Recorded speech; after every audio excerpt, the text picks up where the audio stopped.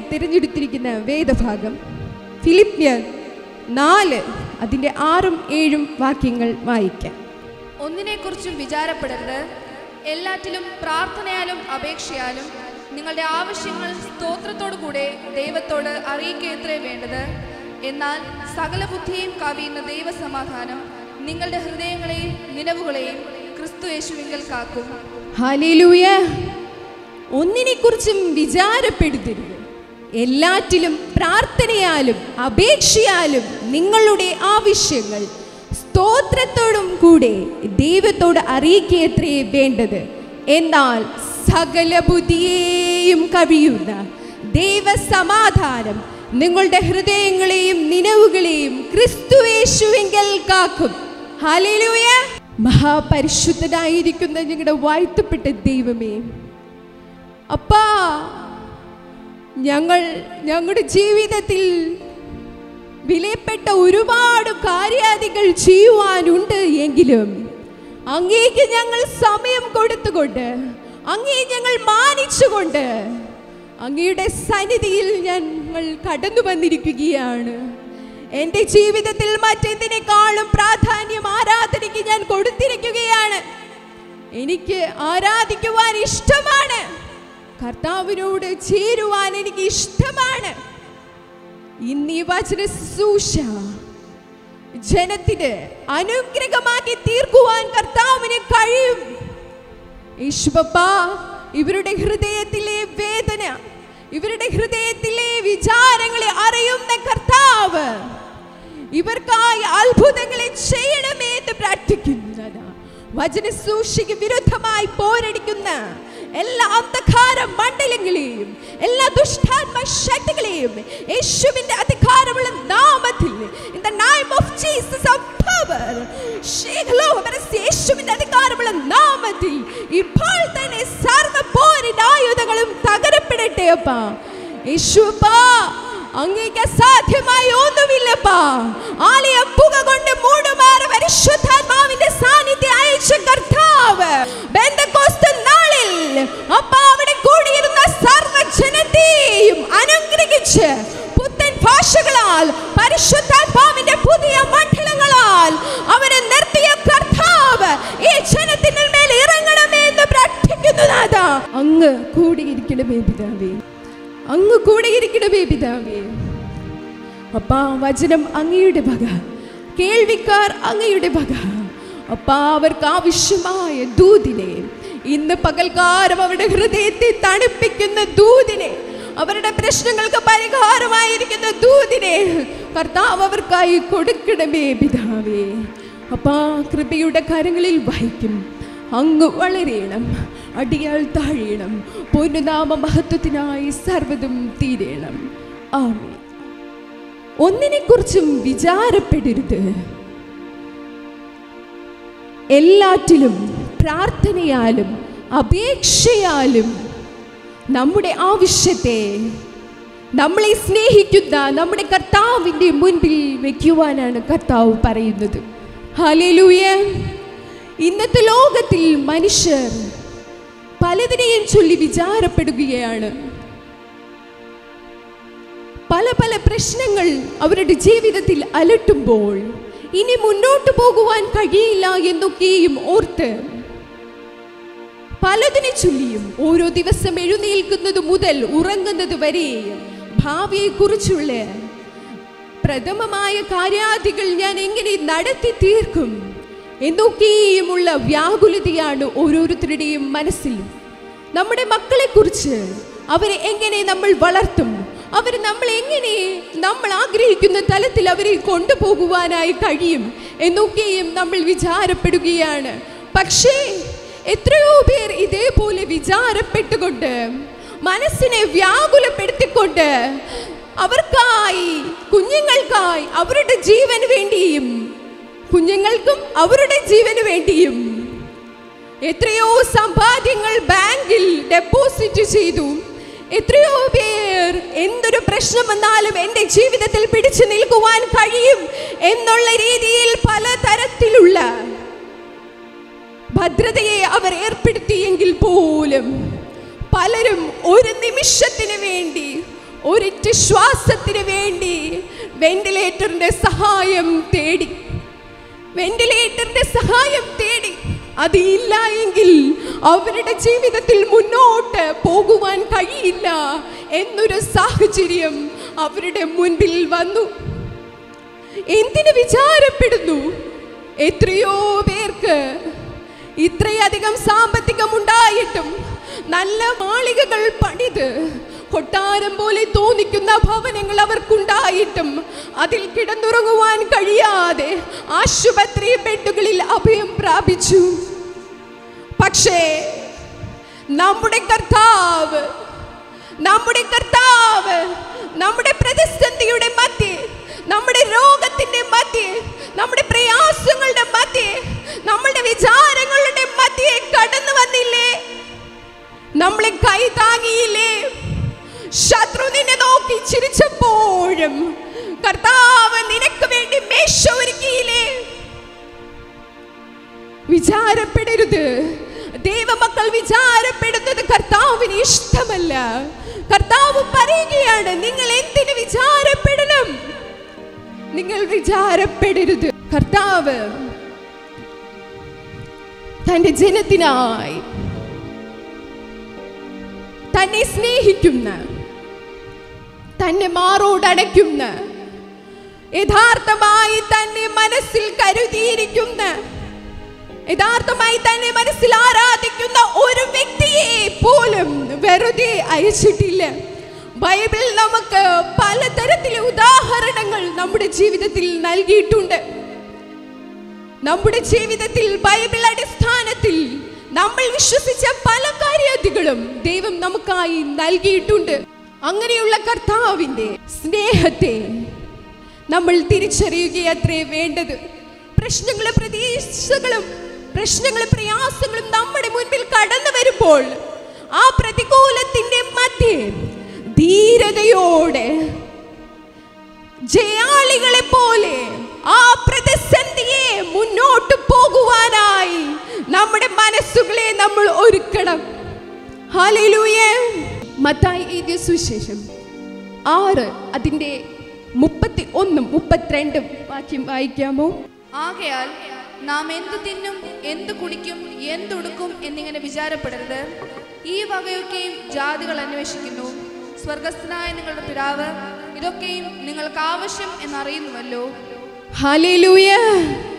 നമ്മളിവിടെ വിചാരപ്പെടുകയാണ്, ഓരോന്നിനെ കുറിച്ചും നമ്മൾ വിചാരപ്പെടുകയാണ്. എന്നാൽ എന്നെ കേൾക്കുന്ന പ്രിയപ്പെട്ട ദൈവത്തിന്റെ ജനമേ, നിങ്ങൾ എന്ത് കുടിക്കും, എന്ത് തിന്നും എന്ന് നിങ്ങൾ വിചാരപ്പെടരുത്. നിങ്ങൾക്കായി അത് കരുതുന്നൊരു കർത്താവുണ്ട്. ദൈവം പറയുകയത്രേ, ഇവയൊക്കെയും ആവശ്യമാണെന്ന് ഞാൻ സ്വർഗസ്ഥനായ പിതാവ് അറിയുന്നു. ഹല്ലേലൂയ. പിന്നെ എന്തിനു നമ്മൾ വിചാരപ്പെടുന്നു? 6 തന്നെ 26, 27 വാക്യങ്ങൾ. ആകാശത്തിലെ പറവകളെ നോക്കുവിൻ, അവ വിതയ്ക്കുന്നില്ല, കൊയ്യുന്നില്ല, കളപ്പുരയിൽ കൂട്ടിവെക്കുന്നതുമില്ല. എങ്കിലും സ്വർഗസ്ഥനായ നിങ്ങളുടെ പിതാവ് അവയെ പുലർത്തുന്നു. അവയേക്കാൾ നിങ്ങൾ ഏറ്റവും വിശേഷതയുള്ളവരല്ലയോ? വിചാരപ്പെടുന്നതിനാൽ തന്റെ നീളത്തോട് ഒരു മുഴം കൂട്ടുവാൻ നിങ്ങളിൽ ആർക്കു കഴിയും? ഹല്ലേലൂയ. കർത്താവ് ചോദിക്കുകയാണ് നമ്മളോട്, മകനെ, മകളെ, നീ വിചാരപ്പെടുന്നത് കൊണ്ട്, നീ ഈ പ്രതിസന്ധികളെ നിന്റെ ഹൃദയത്തോട് ചേർത്ത് വെക്കുന്നത് കൊണ്ട് ഇതിൽ നിന്ന് ഒരു മുഴം നീളം നിനക്ക് കൂട്ടുവാൻ കഴിയുമോ? ഈ പ്രതിസന്ധിയിൽ നിന്ന് രക്ഷപ്പെടുവാനായി, ഈ പരീക്ഷണങ്ങളെ അതിജീവിക്കുവാനായി ദൈവമുഖം നോക്കുന്നതിന് പകരം നീ ഈ പരീക്ഷണങ്ങളെ നിന്റെ ഹൃദയത്തോട് ചേർത്ത് വെച്ചാൽ നിനക്കതിന്റെ ഒരു അല്പം പോലും, ഒരു നീളം പോലും കൂട്ടുവാൻ കഴിയില്ല. ഹല്ലേലൂയ.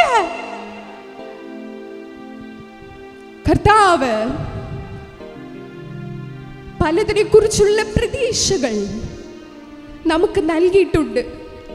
ദൈവവചനം പലതരത്തിലുള്ള പരീക്ഷണങ്ങളും പ്രതിസന്ധികളും നമ്മുടെ മുമ്പിൽ കടന്നു വരുമ്പോൾ ആ വചനങ്ങളെ മാറോടണയ്ക്കുവാനായി മറ്റാരും നിങ്ങളെ നെഞ്ചോട് ചേർത്തില്ല എങ്കിലും, മറ്റാരും നിങ്ങളെ കരുതിയില്ല എങ്കിലും, മറ്റാരും നിന്റെ കണ്ണുനീർ തുടച്ചില്ല എങ്കിലും, മറ്റാരും നിന്റെ വേദനയെ കണ്ടില്ല എങ്കിലും, നിന്റെ ഹൃദയത്തിന്റെ കണ്ണുനീർ, നിന്റെ ഹൃദയത്തിന്റെ പ്രതിസന്ധി, നിന്റെ ഹൃദയത്തിന്റെ വിചാരത്തെ അറിയുന്ന കർത്താവ് നിനക്ക് പ്രതീക്ഷയെ നൽകുന്ന വചനങ്ങളെ നിന്റെ കയ്യിൽ തന്നിരിക്കുമ്പോൾ നീ എന്തിനു വിചാരപ്പെടുത്തു?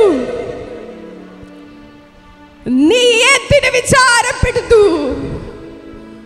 കർത്താവ് നമ്മോട് കൂടെയുണ്ട്. വിശ്വസിക്ക. ഇതുവരെ നമ്മളെ നടത്തിയില്ലേ? ഇതുവരെ നമ്മളെ കൊണ്ടുവന്നില്ലേ? പണ്ടേക്ക് പണ്ടേ മരണം കാത്തുകിടന്ന നമ്മളെ കർത്താവിന്റെ വിശുദ്ധ പുത്രനാക്കി, പുത്രിയാക്കി ഇവിടെ ഈ ആലയത്തിൽ നിങ്ങളെ കൊണ്ടുവന്നു എങ്കിൽ ഇനി മുൻപോട്ടുള്ള നിന്റെ പ്രശ്നങ്ങൾക്കും പരിഹാരത്തെ തരുവാൻ കർത്താവ് ശക്തനത്രേ. എത്ര പേർ വിശ്വസിക്കുന്നു? ഹല്ലേലൂയ. കർത്താവ് നമ്മോട് കൂടെയുണ്ട്. കർത്താവ് നമ്മോട് കൂടെയുണ്ട്. വിചാരപ്പെടാതെ എല്ലാ പ്രശ്നങ്ങൾക്കും പരിഹാരം ക്രിസ്തു അത്രേ. ശത്രു നിന്നെ നോക്കി ചിരിക്കട്ടെ, പ്രതിസന്ധികൾ വരട്ടെ, പ്രയാസങ്ങൾ വരട്ടെ, പ്രതികൂലങ്ങൾ വരട്ടെ, നീ ഭയപ്പെടണ്ട, നീ തളരണ്ട. കർത്താവ് നിന്നോട് കൂടെയുണ്ട്.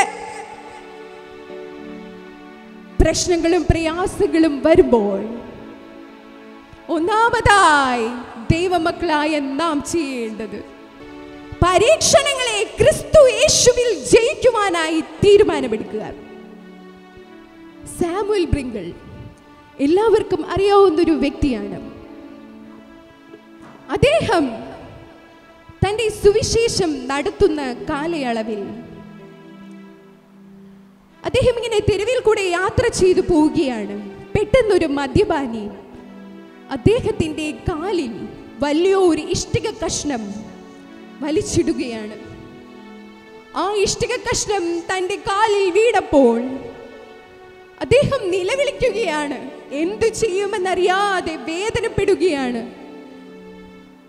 ദൈവത്തെ ശക്തമായി പ്രസംഗിക്കുന്ന അദ്ദേഹത്തിന്റെ ജീവിതത്തിൽ ഇതാ ഒരു പ്രതിസന്ധി കടന്നു വരുന്നു.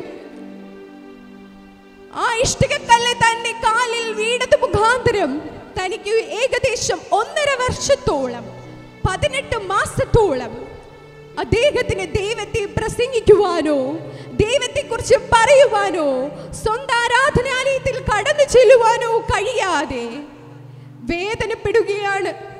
തൻ്റെ റൂമിൽ ഒരു കട്ടിലിൽ താൻ വിശ്രമിക്കുകയാണ്. അദ്ദേഹത്തിന്റെ ഹൃദയം വേദനിക്കുന്നു. കർത്താവിനോട് അദ്ദേഹം പറയുകയാണ്, യേശുപ്പ, അങ്ങേക്ക് വേണ്ടിയല്ലേ ഞാൻ വേല ചെയ്തത്? ആ മദ്യപാനിയെയും തെരുവിലുള്ള എത്രയോ ആൾക്കാരെയും അങ്ങേക്ക് വേണ്ടി നേടുവാൻ വേണ്ടിയല്ലേ ഞാൻ ഈ കഷ്ടത അനുഭവിച്ചത്? എൻ്റെ വീട്ടിലെ കാര്യാദികൾ പോലും നോക്കാതെ ഞാൻ അവന് വേണ്ടി, അവർക്ക് വേണ്ടി അങ്ങയെ സൂക്ഷിച്ചു. അങ്ങയെക്കുറിച്ചുള്ള വചനത്തെ അവരുടെ മേൽ അയച്ചു, അവർക്ക് പറഞ്ഞു കൊടുത്തു. പക്ഷേ അവർ എനിക്ക് പകരം നൽകിയത് ഒരു ഇഷ്ടിക കഷ്ണം എൻ്റെ കാലിൽ മേലിട്ടു, എന്നെ പ്രതിസന്ധിയിലാക്കി. ഞാൻ എന്തു ചെയ്യണം എന്നോർത്ത് വിഷമിക്കുകയാണ്.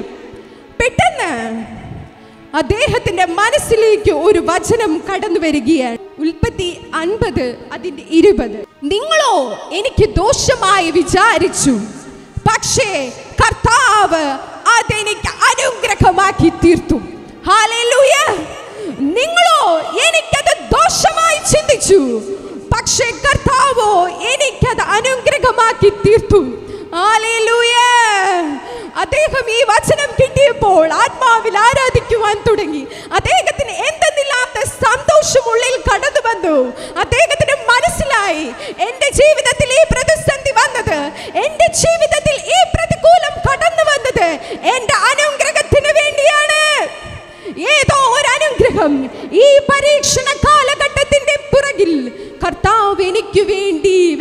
ചെയ്യുകയത്രേ. ഹല്ലേലൂയ. അപ്രകാരം ദൈവത്തെ പ്രാർത്ഥിച്ച് അദ്ദേഹമായിരുന്നപ്പോൾ അദ്ദേഹം ഇപ്രകാരമാണ് എഴുതിയിരിക്കുന്നത്. ഹെൽപ്പ് ടു ഹോളിനെസ് എന്നൊരു പുസ്തകം അദ്ദേഹത്തിന് ഈ കാലയളവ് കൊണ്ട് എഴുതുവാനായി കഴിഞ്ഞു. ആ പുസ്തകത്തിലൂടെ താൻ എത്രത്തോളം ആൾക്കാരെ സഭയിൽ നിന്ന് പ്രാർത്ഥിച്ച്, സഭയിൽ നിന്ന് വചനം പറഞ്ഞ് എത്രത്തോളം ആൾക്കാരെ രക്ഷയിലേക്ക് കൊണ്ടുവരുമോ അതിന്റെ 10 മടങ്ങ് ആൾക്കാരെ ആ പുസ്തകത്തിലൂടെ തനിക്ക് നേടുവാനായി കഴിഞ്ഞു. ഹല്ലേലൂയ. നിങ്ങളോ എനിക്ക് ദോഷമായി നിരൂപിച്ചു, കർത്താവോ എനിക്കത് അനുഗ്രഹമാക്കി തീർത്തു. അദ്ദേഹം പറയുകയാണ്, ഞാൻ എല്ലാ സഭകളിലും കടന്നുപോയി, എല്ലാ പേരോടും ദൈവത്തിന്റെ വചനം പറഞ്ഞാൽ പോലും എനിക്ക് ഇത്രയും ആത്മാക്കളെ നേടുവാനായി കഴിയില്ല. ഈ പുസ്തകത്തിലൂടെ എൻ്റെ നാട്ടിലുള്ളതും പല നാടുകളിലുള്ളതുമായ ദൈവജനത്തെ, ക്രിസ്തുവിന്റെ പോരാളികളെ എനിക്ക് നേടുവാനായി കഴിഞ്ഞു. ഹല്ലേലൂയ. കർത്താവ് നമ്മുടെ ജീവിതത്തിൽ പ്രതിസന്ധികളെ, പ്രയാസങ്ങളെ തരും. ഒരു പക്ഷേ ജീവിതം ഇനി മുൻപോട്ട് കൊണ്ടുപോകാൻ പറ്റില്ല എന്നോർക്കും നമ്മൾ. നീ ഒറ്റപ്പെട്ട അവസ്ഥയാണെന്ന് നിനക്ക് തോന്നിപ്പോകും. എൻ്റെ വീട്ടിൽ എനിക്ക് നിൽക്കണ്ട, എനിക്ക് സമാധാനമില്ല, എനിക്ക് ഇറങ്ങിപ്പോയാൽ മതി എന്ന് നിനക്ക് തോന്നും. ഭർത്താവ് നിന്നെ മനസ്സിലാക്കുന്നില്ല, ഭാര്യ നിന്നെ മനസ്സിലാക്കുന്നില്ല, കുഞ്ഞുങ്ങൾ നിന്നെ മനസ്സിലാക്കുന്നില്ല. കുറ്റപ്പെടുത്തുകൾ മാത്രമുള്ളൊരു ജീവിതമാണോ കർത്താവേ നീ എനിക്ക് തന്നത് എന്ന് നിങ്ങൾ ചിന്തിച്ചു പോകും. ആ പരീക്ഷണങ്ങൾ കടന്നു വരുമ്പോൾ എൻ്റെ മക്കളെ ഞാൻ എങ്ങനെ വളർത്തും, എൻ്റെ കുടുംബത്തെ ഞാൻ എങ്ങനെ മുന്നോട്ട് കൊണ്ടുപോകും, ഈ പ്രതിസന്ധി ഞാൻ എങ്ങനെ മുന്നേറും, എൻ്റെ കടഭാരം ഞാൻ എങ്ങനെ ഇതിൽ നിന്ന് രക്ഷപ്പെടും എന്നോർത്ത് വ്യാകുലപ്പെടുന്ന സമയത്ത് കർത്താവ് നമ്മോട് പറയുകയത്രേ, നീ ഒന്നിനെ കുറിച്ചും വിചാരപ്പെടാതെ സ്തോത്രത്തോടുകൂടി പ്രാർത്ഥനയോടുകൂടി നിന്റെ അപേക്ഷയെ എന്റെ മുൻപിൽ വെക്കുക. ശത്രു നിനക്കത് തിന്മയ്ക്കായി ചെയ്തു എങ്കിൽ ഞാൻ നിനക്കത് നന്മയ്ക്കായി മാറ്റുകയത്രേ. എത്ര പേർ ഏറ്റെടുക്കുന്നു? ഏറ്റെടുക്കുന്നവരുടെ മേൽ കർത്താവിന്റെ അത്ഭുതകരം നിന്റെ പ്രാർത്ഥനാ വിഷയത്തിന്റെ മേൽ പ്രവർത്തിക്കുവാൻ പോവുകയത്രേ. Hallelujah, hallelujah. എരിയുന്ന ഒരു കനൽ കഷ്ണം പോലെ നിന്റെ ഹൃദയം പലപ്പോഴും എരിഞ്ഞിട്ടുണ്ടാകാം. ഒരു മെഴുകുതിരി ഉരുകി ഉരുകി തീരുന്നത് പോലെ നിന്റെ ഹൃദയം ഉരുകിയിട്ടുണ്ടാവാം. പലപ്പോഴും എങ്ങോട്ട് പോകണമെന്നറിയാതെ നീ വാതിലടച്ച് സ്വർഗത്തിലെ ദൈവത്തെ നോക്കിയിട്ടുണ്ടാവാം. മകനെ, മകളെ, നിന്റെ കണ്ണുനീർ ഞാൻ കണ്ടിരിക്കുന്നു. നീ വിചാരപ്പെടാതെ ഞാൻ നിനക്കായി നിന്റെ വിഷയത്തിന്റെ മേൽ പ്രവർത്തിക്കുവാൻ പോവുകയത്രേ. ആർക്കൊക്കെ വിശ്വാസമുണ്ട്? Hallelujah, hallelujah. ഏറ്റെടുത്ത് പ്രാർത്ഥിച്ചു നോക്കൂ. അതിനുശേഷം കർത്താവിനെ നിങ്ങൾ എന്തൊക്കെ പ്രശ്നം വന്നാലും, എന്തൊക്കെ പ്രതിസന്ധി വന്നാലും കളയുവാൻ തോന്നില്ല, ഒറ്റപ്പെടുത്തുവാൻ തോന്നില്ല. അത്രമാത്രം കർത്താവ് നമ്മളെ ശക്തീകരിക്കും, നമ്മുടെ പ്രശ്നത്തിന്റെ മേൽ പ്രവർത്തിക്കും, അനുഗ്രഹത്തെ നൽകും, അഭിവൃദ്ധിയെ പ്രാപിക്കും. ശത്രു നിന്നെ നോക്കി ചിരിച്ചുവെങ്കിൽ ആ ശത്രുവിന്റെ മുൻപിൽ കർത്താവ് നിന്നെ ജയാളിയായി നടത്തും. നീ വിചാരപ്പെടാതെ വെയിറ്റ് ചെയ്യ്, പ്രാർത്ഥിക്ക്, പ്രാർത്ഥിക്ക്, ശക്തമായി പ്രാർത്ഥിക്ക്. കർത്താവ് പറയുകയാണ്, നീ വിചാരപ്പെടണ്ട, പകരം സ്തോത്രത്തോടെ, പ്രാർത്ഥനയോടെ, അപേക്ഷയോടെ നിന്റെ നിലവുകളെ ക്രിസ്തു യേശുവിൽ വെക്കുക. കർത്താവ് നിങ്ങളെ കാക്കും. Hallelujah, hallelujah. എല്ലാവർക്കും പരിചയമുള്ള ഒരു വ്യക്തിയാണ് ദാവീദ്. ദാവീദ് ശൗൽ രാജാവ് ഇസ്രായേൽ രാജ്യം ഭരിക്കുന്ന കാലത്ത് പെട്ടെന്ന് തന്നെ അവരുടെ രാജ്യം മറ്റൊരു രാജ്യവുമായി യുദ്ധം പ്രഖ്യാപിക്കുകയാണ്. ഫിലിസ്ത്യർ രാജ്യം അവർക്കെതിരായി യുദ്ധത്തിനായി കടന്നു വരികയാണ്. രണ്ടു കൂട്ടരും യുദ്ധത്തിനായി ഒരുങ്ങുന്നു. ഇവർ ഒരു മലമുകളിൽ, മറ്റവർ മറുഭാഗത്ത് മലമുകളിൽ. ശൗൽ നിയന്ത്രിക്കുന്ന ഇസ്രായേൽ മക്കൾ ഒരു മലമുകളിൽ, ഫിലിസ്ത്യറിന്റെ യുദ്ധസേന മറ്റൊരു മലമുകളിൽ. ഇതിന്റെ നടുക്കൊരു താഴ്വാരമാണ്. ആ ഭാഗത്ത് യുദ്ധം നടക്കുവാനായി പോവുകയാണ്. ഇസ്രായേൽ മക്കൾ, ദൈവം ആരെന്നറിഞ്ഞ ഇസ്രായേൽ മക്കൾ, ദൈവത്തിന്റെ ജനം ഹൃദയത്തിൽ പെട്ടെന്ന് തന്നെ വിചാരപ്പെടുകയാണ്, എങ്ങനെ നമ്മൾ ഈ യുദ്ധം ജയിക്കും? ഉയ്യോ, ഫിലിസ്ത്യരുടെ സേന, അവരെ നമ്മൾ എങ്ങനെ ജയിക്കും എന്നവർക്കറിയില്ല. അവർ വിചാരപ്പെടുകയാണ്, പരസ്പരം പിറുപിറുക്കുകയാണ്, പരസ്പരം വിഷമങ്ങളെ പങ്കുവയ്ക്കുകയാണ്. ഇനി നമുക്കിവിടെ ജീവിക്കാൻ കഴിയില്ല, നമ്മൾ ഫിലിസ്ത്യരുടെ അടിമകളായി തന്നെ തീരും എന്ന് ശൗൽ രാജാവ് നയിക്കുന്ന ഇസ്രായേൽ ജനം പറയുകയാണ്. മറുവശത്തു നിൽക്കുന്ന ഫിലിസ്ത്യർ ജനം ഒന്നാകെ ആഹ്ലാദം മുഴക്കുകയാണ്. അവർ യുദ്ധം ചെയ്യുന്നതിന് മുൻപേ അവരുടെ ജയം കണ്ണുകളിൽ കണ്ടു കഴിഞ്ഞു. അവർ സന്തോഷിക്കുകയാണ്. അവർക്ക് തന്നെ ജയം ഉറപ്പിച്ചു, എനിക്ക് തന്നെ ജയം.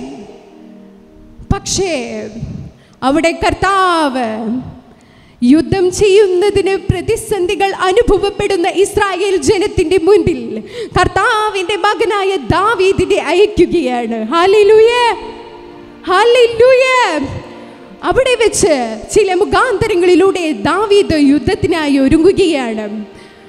അവരുടെ ജ്യേഷ്ഠന്മാരൊക്കെയും അവനോട് പറയുകയാണ്, നീ ഈ ഫിലിസ്ത്യറിനെ എങ്ങനെ യുദ്ധം ചെയ്ത് വീഴ്ത്തും എന്ന്. പക്ഷേ അവിടെ കർത്താവ് ദാവീദിനെ ഒരുക്കുകയാണ്. അതിലും എന്നെ ചിന്തിപ്പിച്ച വേറൊരു കാര്യമുണ്ട്. ഫിലിസ്ത്യരോട് യുദ്ധം ചെയ്താൽ എന്തായാലും തൻ്റെ ജനമായ ഇസ്രായേൽ ജനം തോക്കുമെന്നും നഷ്ടപ്പെട്ടു പോകുമെന്നും കർത്താവിന് അറിയാമായിരുന്നു.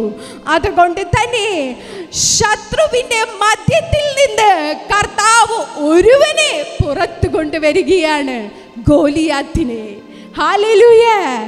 ആ ഗോലിയാത്തിനെ കൊണ്ട് വെല്ലുവിളിപ്പിക്കുകയാണ് കർത്താവ്. എന്നെ ആർ തോൽപ്പിക്കുന്നുവോ, എന്നെ ആർ തോൽപ്പിക്കുന്നുവോ, ആർ തോൽപ്പിച്ചാലും ഞാൻ എൻ്റെ സേനയും നിങ്ങൾക്ക് അടിമയായിരിക്കും എന്ന് ശത്രുവിൽ നിന്ന് തന്നെ ഒരു വ്യക്തിയെ കർത്താവ് അവരുടെ ജയത്തിനായി തെരഞ്ഞെടുത്തു. ഹല്ലേലൂയ. കർത്താവിനറിയാം, കർത്താവിന്റെ ദാസനായ ദാവീദിനെ കർത്താവ് മറുപക്ഷത്ത് നിർത്തിയിട്ടുണ്ട്. ഈ പക്ഷത്ത് നിന്ന് ആരെയാണ് വേണ്ടത്? കർത്താവ് വിളിച്ചു ഗോലിയാത്തിനെ. അവന്റെ മനസ്സിൽ ചിന്തയെ കർത്താവ് കൊടുത്തു. അവൻ മുൻപോട്ട് വന്നു. ഇത്രയും വലിയ സേനയുടെ മധ്യത്തിൽ അവൻ ഒരുവൻ മുൻപോട്ട് കടന്നു വന്നു. ഹല്ലേലൂയ. അവിടെ യുദ്ധത്തിനായി ഒരുങ്ങുകയാണ്. ദാവീദ് കുറച്ചു കല്ലുകൾ മാത്രമായി കൊണ്ടുപോകുന്നു.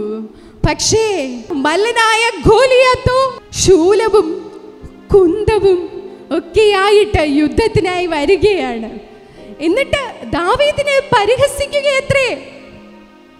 പക്ഷേ കർത്താവിനെ യഥാർത്ഥമായി തിരിച്ചറിഞ്ഞ നമ്മുടെ ദാവീദ്, കർത്താവിനെ യഥാർത്ഥമായി മനസ്സിലാക്കിയ ദാവീദ് മല്ലനാം ഗോലിയാത്തിനോട് തിരിച്ചു ചോദിക്കുകയാണ്, നീ കുന്തവും വാളുമായി എന്റെ നേരെ യുദ്ധത്തിനായി വരുന്നു, പക്ഷേ ഞാനോ നീ എന്നെ പരിഹസിച്ച, നീ തന്നെ പരിഹസിച്ച യഹോവയുടെ നാമത്തിൽ ഞാൻ നിന്നോട് യുദ്ധം ചെയ്യുന്നു.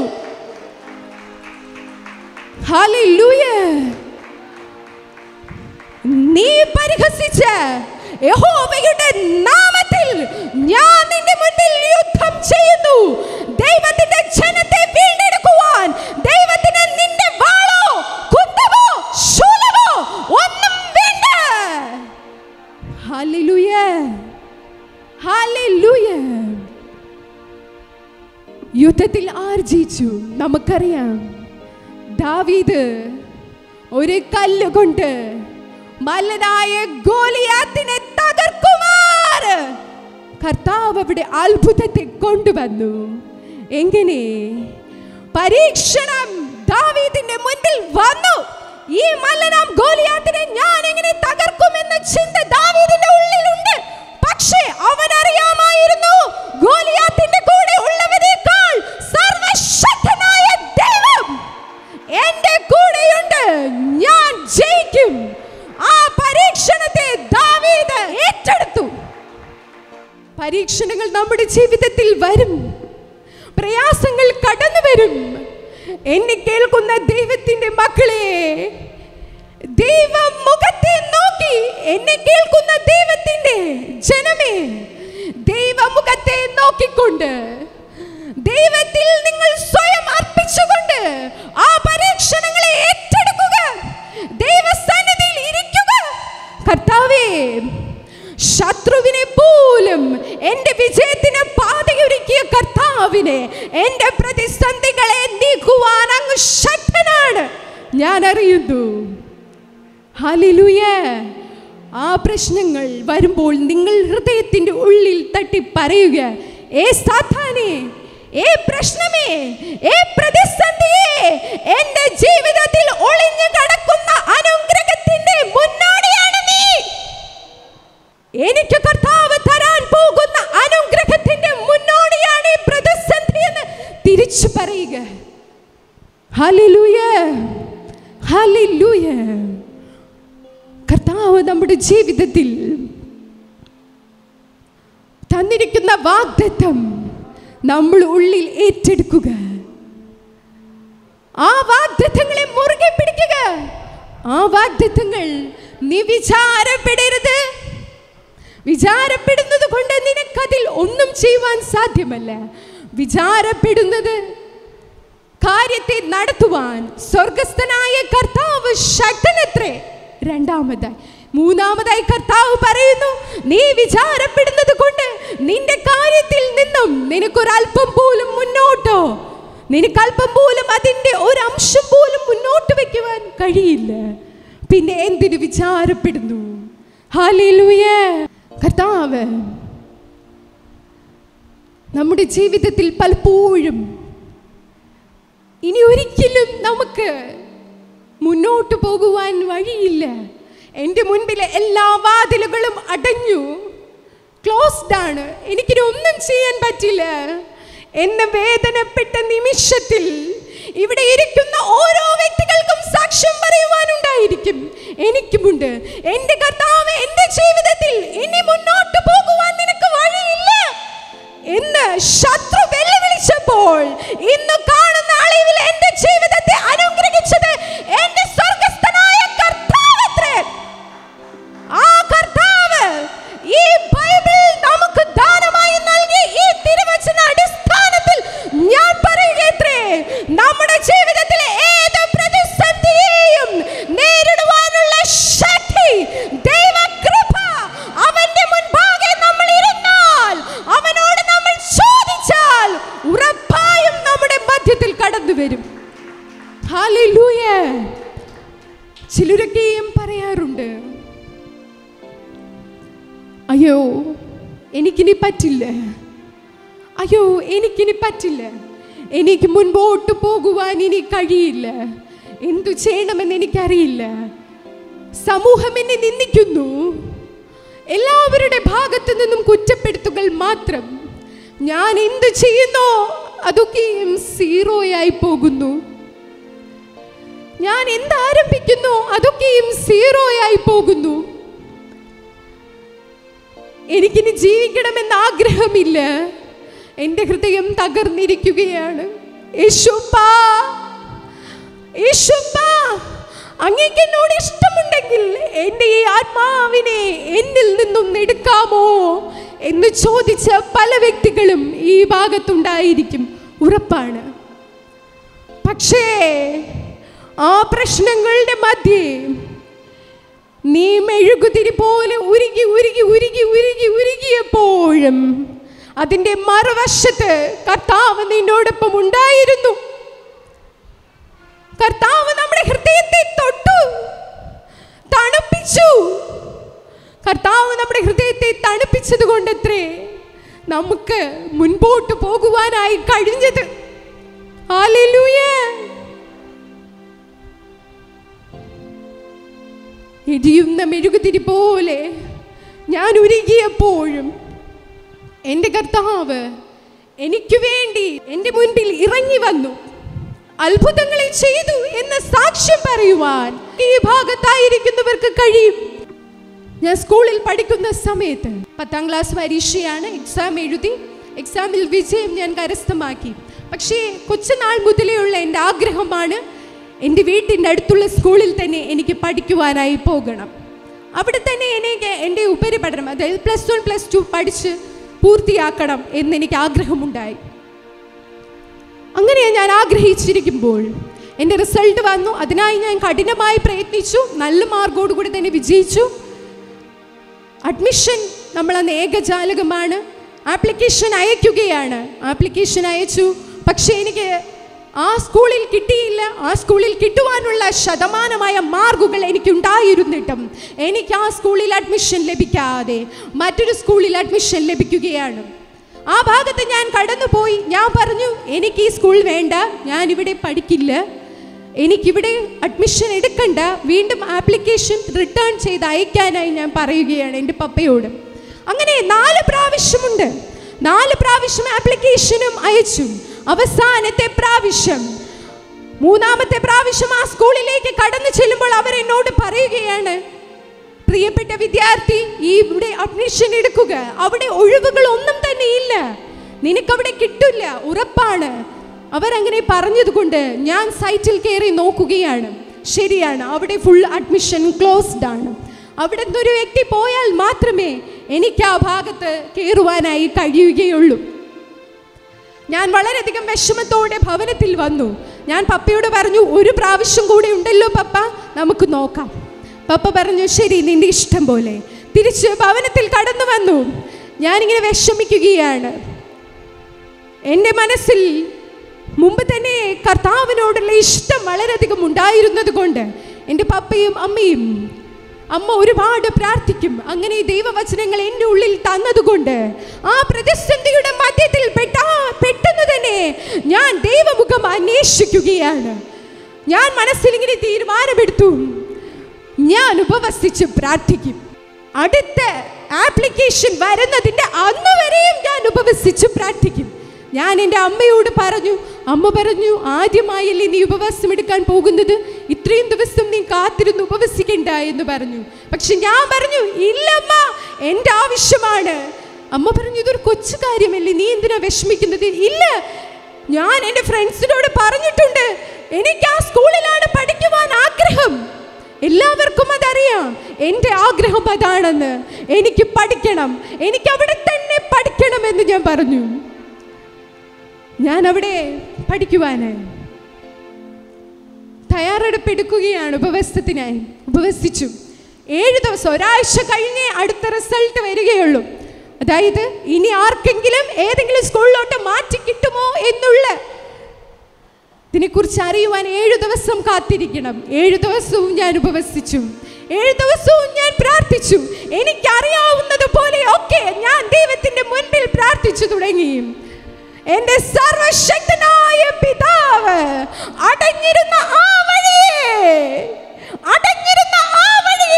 അവിടെ നിനക്ക് അഡ്മിഷൻ ലഭിക്കില്ല എന്ന് പറഞ്ഞ് ഏത് സ്ഥാനത്താണോ നിന്നെ തിരിച്ചയച്ചത്, അവിടെ തന്നെ എൻ്റെ കർത്താവ് എനിക്കായി ഒരു സീറ്റ് ഒരുക്കി. ഹല്ലേലൂയ! എനിക്ക് അഭിമാനത്തോടെ പറയുവാൻ കഴിയും. കാരണം ഈ സാക്ഷ്യം പരസ്യമായൊരു സാക്ഷ്യമാണ്. എൻ്റെ ഭവനത്തിലുള്ളവർക്കും എൻ്റെ കൂട്ടുകാർക്കും എല്ലാവർക്കും അറിയാവുന്ന ഒരു കാര്യമാണ്. എൻ്റെ കർത്താവ് എൻ്റെ ആ കൊച്ചാഗ്രഹത്തെ മാനിച്ചു. എൻ്റെ ജീവിതത്തിൽ അന്ന് ഞാൻ കുഞ്ഞായിരുന്നു. അതുകൊണ്ട് എൻ്റെ മുമ്പിൽ കടന്നു വന്ന പരീക്ഷണം എനിക്ക് അഡ്മിഷൻ ലഭിച്ചില്ല എന്നുള്ള പരീക്ഷണമായിരുന്നു. പക്ഷേ ആ പരീക്ഷണത്തിന്റെ മുൻപിൽ ഞാൻ ദൈവത്തിന്റെ മുഖം നോക്കി. കർത്താവ് ദൂതത്തെ അയച്ചു. തീർന്നില്ല അവിടം കൊണ്ടും. അപ്പോ എന്റെ കൂട്ടുകാരും എന്റെ വീട്ടിലുള്ളവരും എന്നെ കളിയാക്കുവാനായി തുടങ്ങി, ബന്ധുക്കളും. ഇനി നീ ഉപരിപഠനം നടത്തുമല്ലോ, അപ്പോ നീ ആഗ്രഹിക്കുന്നത് പോലെ നിന്റെ വീട്ടിൻ്റെ അടുത്ത് പഠിക്കുവാൻ പറ്റുമോ നിനക്ക്? ഞാൻ ആഗ്രഹിക്കുന്ന കോഴ്സ് എന്താണെന്ന് അവർക്കറിയാം. അതുകൊണ്ട് തന്നെ അവർ എന്നോട് ചോദിക്കുകയാണ്, കുത്തി ചോദിക്കുകയാണ്, നിനക്ക് നിന്റെ വീട്ടിൻ്റെ അടുത്ത് കിട്ടുമോ?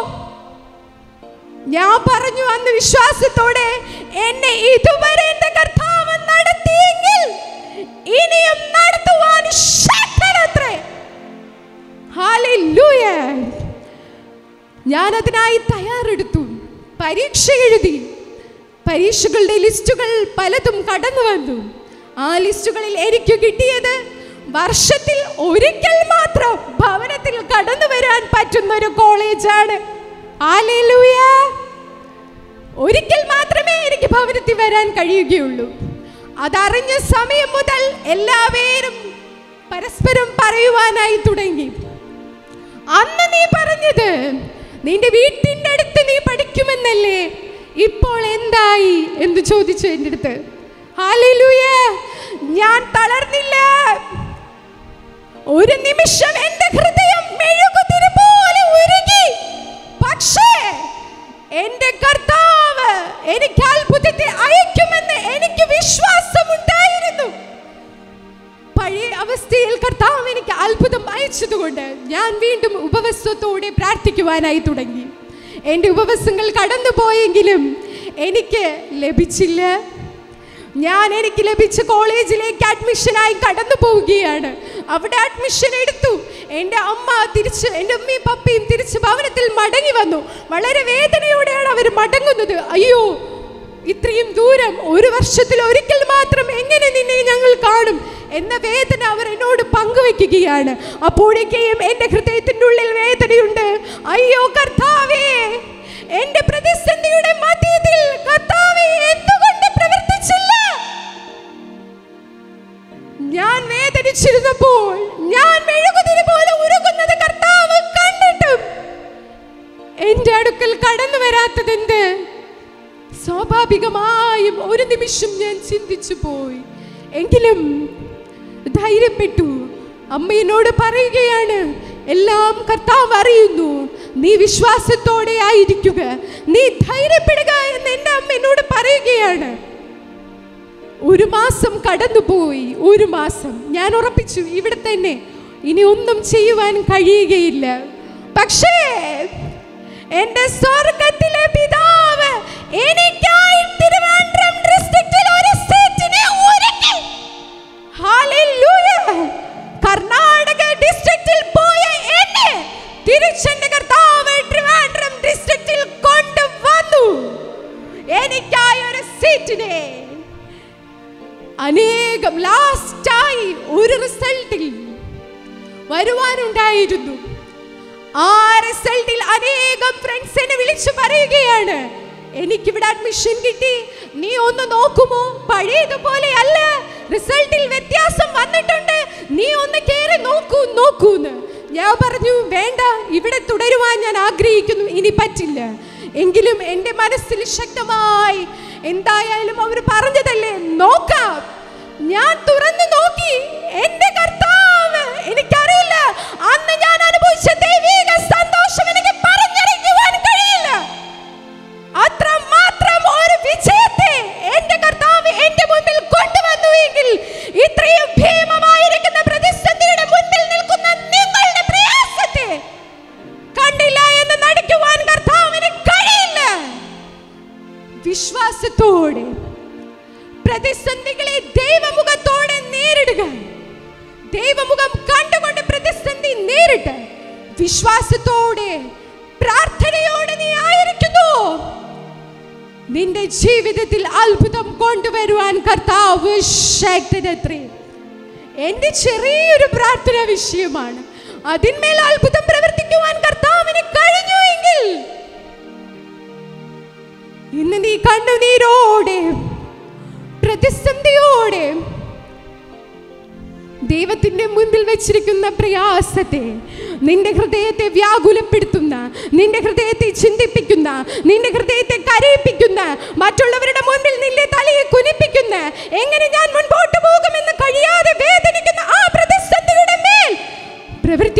പോവുകയാണ്.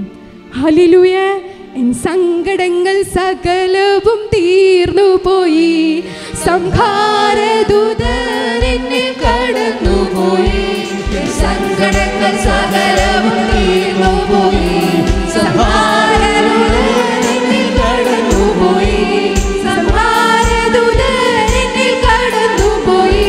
പ്രാർത്ഥനയാലും അപേക്ഷയാലും ദൈവമുഖത്തെ നോക്കുമ്പോൾ ദൈവം നമ്മളെ ശക്തീകരിക്കുന്ന ഒരനുഭവം പറഞ്ഞറിയിക്കുവാൻ കഴിയാത്തത് തന്നെയാണ്.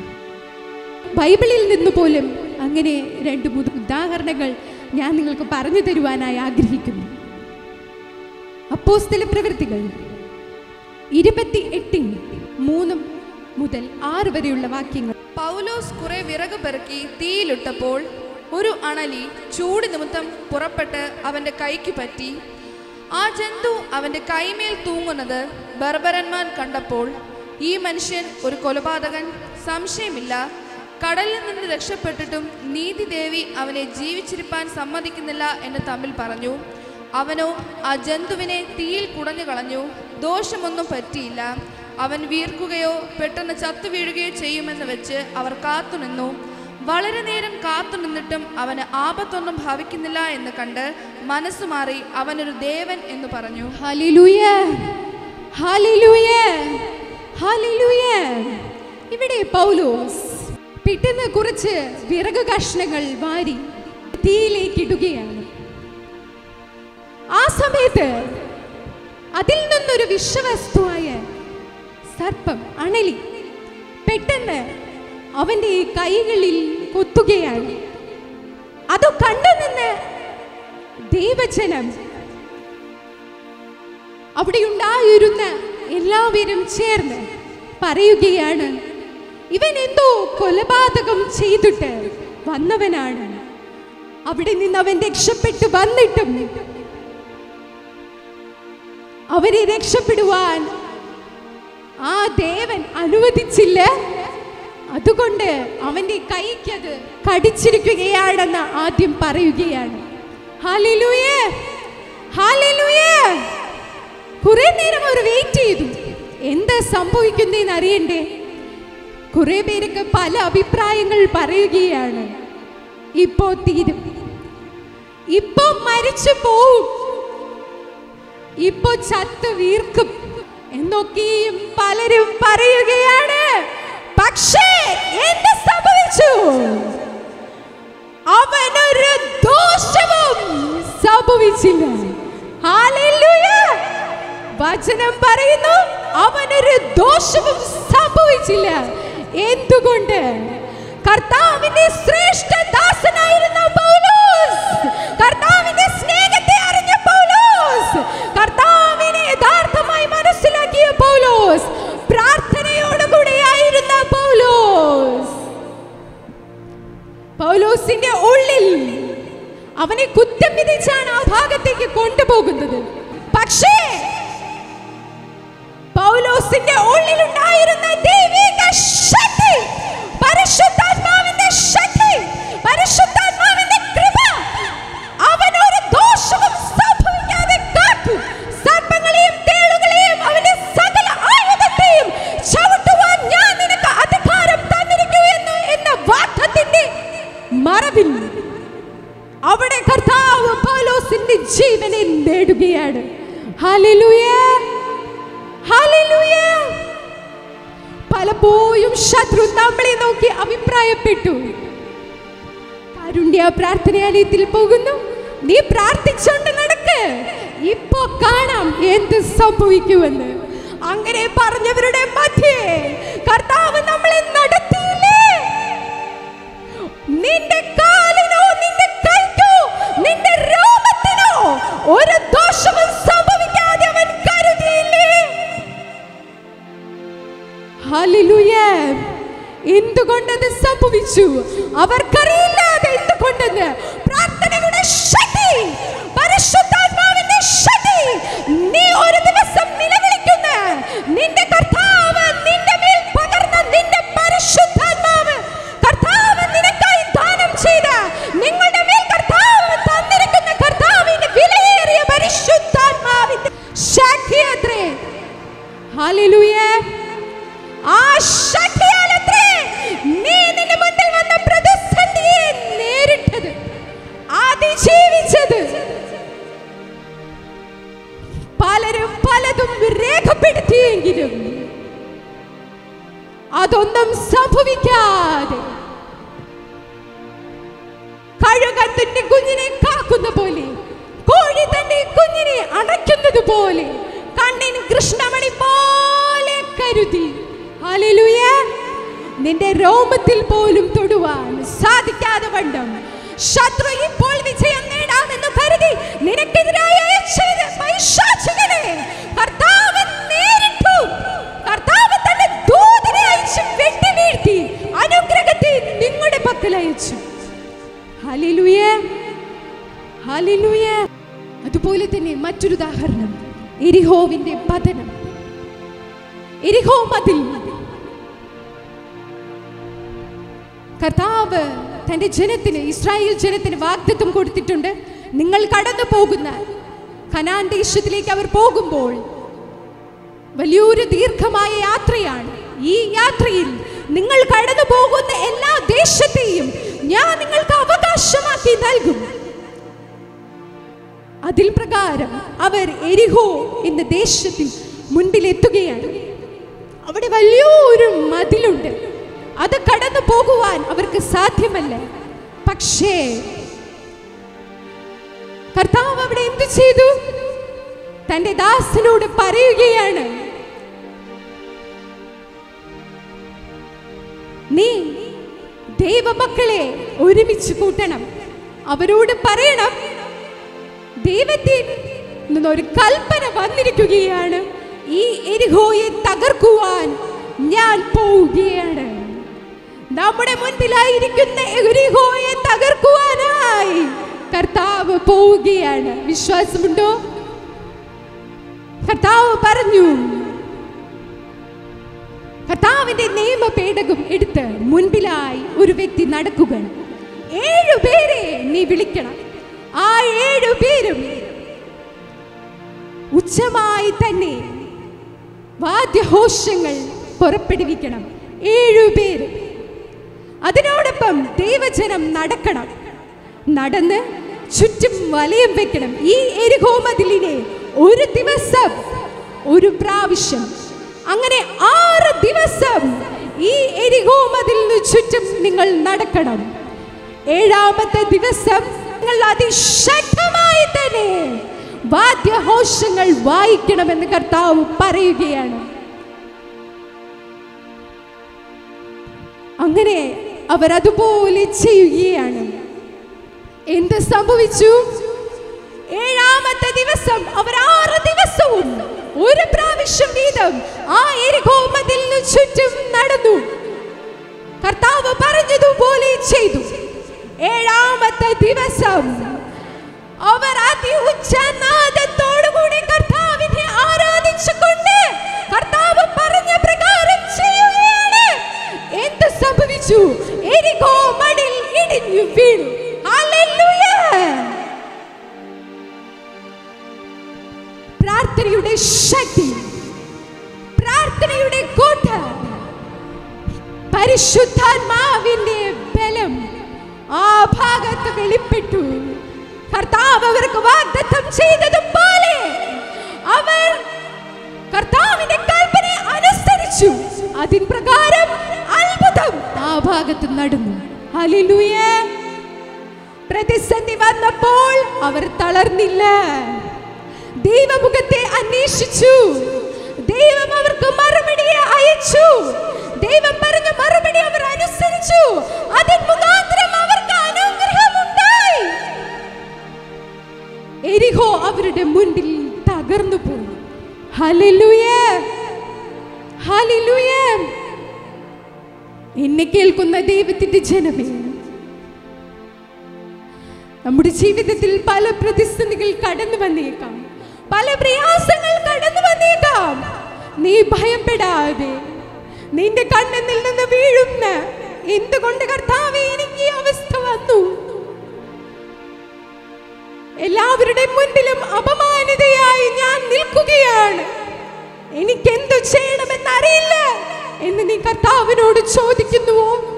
ഇന്ന് നിന്റെ ജീവിതത്തിൽ കർത്താവ് അത്ഭുതത്തെ ചെയ്യുവാനായി പോകുകയാണ്.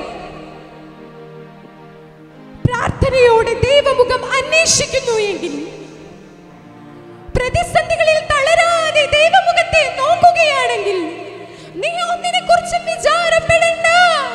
സ്തോത്രത്തോടെ, പ്രാർത്ഥനയോടെ, അപേക്ഷയോടെ നിങ്ങളുടെ പ്രശ്നങ്ങളെ ദൈവമുഖത്ത് വെക്കുക. ഞാൻ നിങ്ങൾക്ക് അതാവശ്യമെന്ന് അറിയുന്നു. കർത്താവ് നിങ്ങൾക്ക് അത്ഭുതത്തെ ചെയ്യുവാനായി പോകുകയത്രേ. ഹല്ലേലൂയ. നിങ്ങളുടെ ഹൃദയത്തിലെ വിഷയത്തിന്റെ മേൽ ഒരു ചെറിയ വിഷയമായിക്കൊള്ളട്ടെ, അതോ ഒരു വലിയ വിഷയമായിക്കൊള്ളട്ടെ, ഏതു വിഷയമായാലും ആ വിഷയത്തിന്റെ മേൽ എന്റെ കർത്താവ് പ്രവർത്തിക്കുമെന്ന് ആദ്യം വിശ്വസിക്ക്. എന്നിട്ട് ആ പ്രതിസന്ധിയോട് തിരിച്ചു പറ, ഞാൻ എന്റെ കർത്താവിന്റെ മുഖത്തെ അന്വേഷിക്കുന്നു. നിന്റെ പ്രതിസന്ധിയെക്കാളും വലുതാണ് എന്റെ കർത്താവിന്റെ ശക്തി. എനിക്ക് എന്ത് നൽകണമെന്ന് എന്റെ കർത്താവിന് നിശ്ചയമായി അറിയാം. ഇതിന്റെ പുറകിൽ ഒരു അനുഗ്രഹം നിശ്ചയമായി എന്റെ ജീവിതത്തിൽ കടന്നു വരും. ആ അനുഗ്രഹം ഞാൻ പ്രാപിക്കാൻ പോകുകയാണ്. നീ നോക്കിക്കോ. തിരിച്ചു പറ അതിന്റെ അടുത്ത്. ഹല്ലേലൂയ.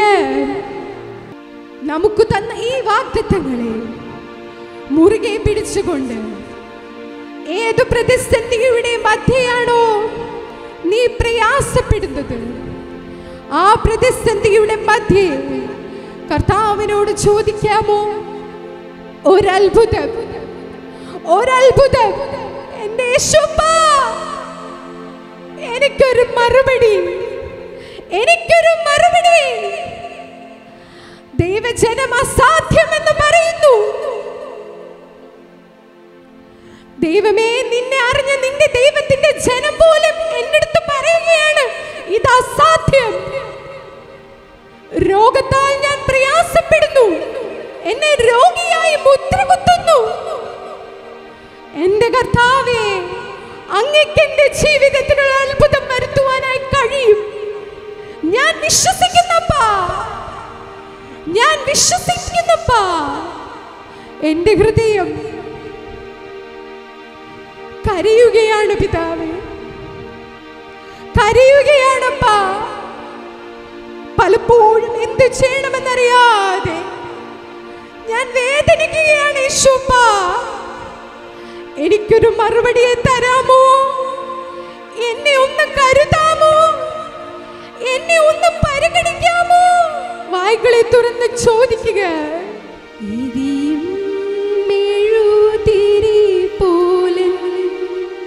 ഹൃദയം ഉരുകും നേരം, എരിയും മെഴുതിരി പോലെ ഹൃദയം ഉരുകും നേരം, അരികിൽ വരേണേ സദയം തൊടേണേ, സുഖമായിടും എൻ്റെ ഉള്ളം. അരികിൽ വരേണേ സദയം തൊടേണേ, സുഖമായിടും എൻ്റെ ഉള്ളം. എരിയും മെഴുതിരി പോൽ ഹൃദയം ഉരുകും നേരം, എരിയും മെഴുതിരി പോൽ ഹൃദയം ഉരുകും നേരം, അരികിൽ വരണേ സദയം തൊടേണേ, സുഖമായിടും എൻ്റെ ഉള്ളം. എല്ലാവരും ചേർന്ന് പാടിയാട്ടെ, വായ്കളെ തുറന്നാട്ടെ. അരികിൽ വരേണേ സദയം തൊടേണേ, സുഖമായിടും എൻ്റെ ഉള്ളം.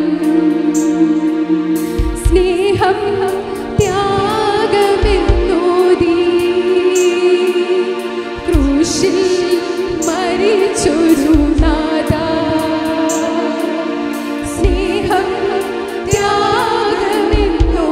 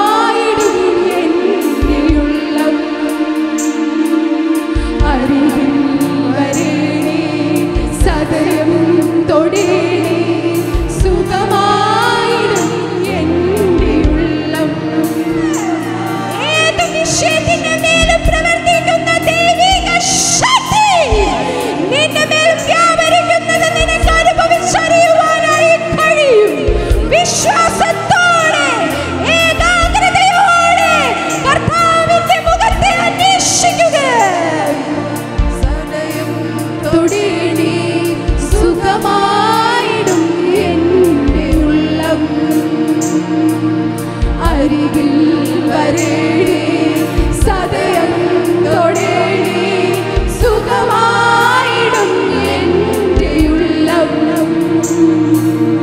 അരികിൽ വരേണേ, സദയം തൊടേണേ, സുഖമായിടും എൻ്റെ ഉള്ളം. അരികിൽ വരേണേ, സദയം തൊടേണേ, സുഖമായിടും എൻ്റെ ഉള്ളം. യേശുവിന്റെ അധികാരമുള്ള നാമത്തിൽ ഇപ്പോൾ പരിശുദ്ധാത്മാവേ, പരിശുദ്ധാത്മാവേ, അങ്ങ് പ്രവർത്തിക്കണമേ അപ്പാ, അങ്ങ് പ്രവർത്തിക്കണമേ അപ്പാ. യഥാർത്ഥമായി ആരാണോ അങ്ങയുടെ മുഖം അന്വേഷിച്ചത്, അവരുടെ അടുക്കൽ ദൈവത്തിന്റെ സാന്നിധ്യത്തെ ഇപ്പോൾ അയക്കണമേ യേശുവാ. നിന്റെ പ്രശ്നം എത്രയോ വലുതായാലും മകനെ, മകളെ, നിന്റെ രോഗം എത്ര വലുതായാലും നിന്റെ അടുക്കൽ ഞാൻ കടന്നു വരികയാണ്. അത് പ്രാപിക്കുവാനായി നിന്റെ മനസ്സിനെ നീ തുറക്കുക. ഇപ്പോൾ യേശു കർത്താവ് ആ വ്യക്തിയുടെ മേൽ പ്രവർത്തിക്കുകയാണ്. നിന്റെ രോഗക്കെട്ടിനെ കർത്താവ് നീക്കം ചെയ്യുകയത്രേ. നീ അസാധ്യമെന്ന് പറഞ്ഞ നിന്റെ രോഗം മാറില്ല എന്ന് നീ വിധിച്ച നിന്റെ രോഗം യേശുവിന്റെ നാമത്തിൽ ഇപ്പോൾ നിന്നെ വിട്ട് മാറുകയത്രേ. ഹല്ലേലൂയ. അസാധ്യങ്ങളെ സാധ്യമാക്കുന്ന കർത്താവിന്റെ കരം ദൈവജനത്തിന്റെ മേൽ പ്രവർത്തിക്കുകയത്രേ. നിന്റെ മകൾക്ക് വേണ്ടി നീ കരയുന്നു, അവളുടെ ജീവിതത്തെ ഓർത്ത് നീ വേദനിക്കുന്നുവോ? വേണ്ടേ? കർത്താവ് നീ ആഗ്രഹിക്കുന്ന വിഷയത്തിന്മേൽ പ്രവർത്തിക്കട്ടെ. നിന്റെ വിഷയത്തിന്മേൽ കർത്താവ് ഇറങ്ങി വരുന്നു. നിന്റെ കുടുംബത്തിൽ നിനക്ക് സമാധാനമില്ലേ? മക്കളെ കൊണ്ട്, ഭർത്താവിനെ കൊണ്ട്, ഭാര്യയെ കൊണ്ട് നിനക്ക് സമാധാനമില്ലേ? എപ്പോഴും നിന്നെ കുറ്റപ്പെടുത്തുന്നുവോ? യേശുവാ, എനിക്ക് സമാധാനത്തോടുള്ളൊരു ജീവിതം വേണം. ചോദിക്ക്, വായ്കളെ തുറന്ന് ചോദിക്ക്. യേശുവാ, യേശുവാ, അങ്ങ് പ്രവർത്തിക്കണമേ, അങ്ങ് പ്രവർത്തിക്കണമേ, അങ്ങ് പ്രവർത്തിക്കണമേ. ഈ വിഷയത്തിന്റെ മേൽ പ്രവർത്തിക്കുവാൻ ശക്തനായിരിക്കുന്ന കർത്താവ് ഏത് കൊടുങ്കാറ്റിനെയും, ഏത് തീച്ചൂളയെയും, ഏത് അഗ്നിബന്ധത്തെയും പൊട്ടിച്ചെറിഞ്ഞ് നിന്നെ പുറത്തു കൊണ്ടുവരുവാൻ ശക്തനായ കർത്താവ് നിന്നെ അനുഗ്രഹിക്കും. Hallelujah, hallelujah. Thank Lord Jesus, thank Lord Jesus. അതെ, പ്രാർത്ഥിച്ചാൽ ഉത്തരമുണ്ട്, യാചിച്ചാൽ അത് തരും, ചോദിച്ചാൽ കർത്താവ് നിന്റെ മുന്നിൽ കൊണ്ടുവരും. വാക്കു പറഞ്ഞ കർത്താവ് മാറുകയില്ല. നിന്റെ പ്രാർത്ഥനയുടെ മേൽ പ്രവർത്തിക്കുന്ന കർത്താവ് ചില വിഷയങ്ങളുടെ മേൽ